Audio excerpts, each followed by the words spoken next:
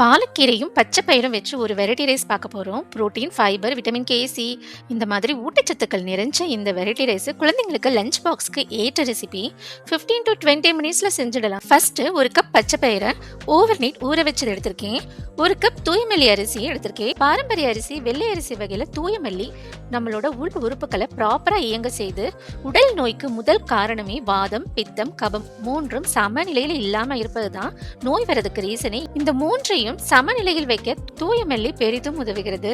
இந்த அரிசியை normal white rice மாதிரி நம்ம 15 மினிட்ஸ் ஊற வச்சு எடுத்துக்கலாம். இப்போ பாலக்கீரையை நல்லா வாஷ் பண்ணிட்டு சின்ன சின்னதா கட் பண்ணி வச்சுக்கலாம். ஒரு கப் தூயமல்லி அரிசி, ஒரு கப் பச்சை பயிருக்கு 2 to 3 கப் தண்ணி எடுத்துக்கலாம். ரைஸ் நல்லா உதிரி உதிரியா வரணும்னா 2 கப் போதும்.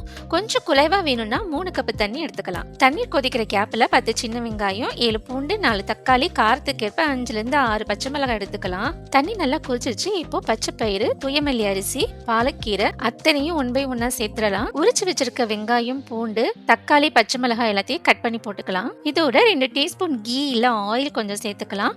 1/2 டீஸ்பூன் மஞ்சள் பொடியும் சேர்த்து நல்லா மிக்ஸ் பண்ணிட்டு தேவைக்கேற்ப உப்பு சேர்த்து மூடி வச்சிடலாம். 15 to 20 மினிட்ஸ்ல குக் ஆயிடும். ஃபைனலா ஒரு 1/2 லெமனை நல்லா பிழிஞ்சு இந்த மாதிரி மிக்ஸ் பண்ணிக்கலாம். இப்போ ஸ்டவ்வை ஆஃப் பண்ணிட்டு 5 மினிட்ஸ் அப்படியே விட்டுலாம். இப்போ தாளிக்கிறதுக்கு 1 டேபிள் ஸ்பூன் நெய் விட்டு 1 டீஸ்பூன் சீரகம், 1 டீஸ்பூன் சோம்பு, 4 பூண்டை கொஞ்சம் தட்டியும் இதில் சேர்த்துருவோம். 2 பெரிய வெங்காயத்தை ஸ்லைஸாக கட் பண்ணி பொன்னிறமாகிற வரைக்கும் நம்ம நல்லா ஃப்ரை பண்ணி எடுத்துக்கலாம்.